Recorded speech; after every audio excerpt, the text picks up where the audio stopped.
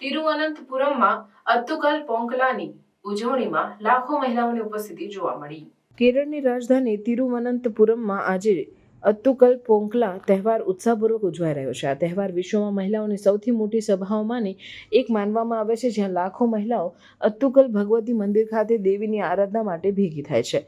અત્તુકલ પોંગલા તહેવાર દરમિયાન મહિલાઓ મંદિરના પરિસરમાં અને આસપાસના વિસ્તારોમાં પોંગલા નામની વિશેષ ભોજન તૈયાર કરે છે, જે ચોખા, ગૂળ અને નાળિયેરથી બનેલું મીઠું વાનગી છે.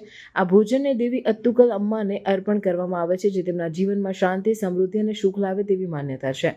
આ તહેવાર મહિલાઓની સમાનતા, એકતા અને શક્તિનું પ્રતીક છે. અત્તુકલ પોંગલા તહેવારને 2009માં ગિનેસ વર્લ્ડ રેકોર્ડ્સમાં સ્થાન મળ્યું હતું, જ્યારે 25 લાખથી વધુ મહિલાઓએ આ તહેવારમાં ભાગ લીધો હતો. આ વર્ષે પણ તહેવાર દરમિયાન શહેરમાં વિશાળ ભીડ જોવા મળી રહી છે.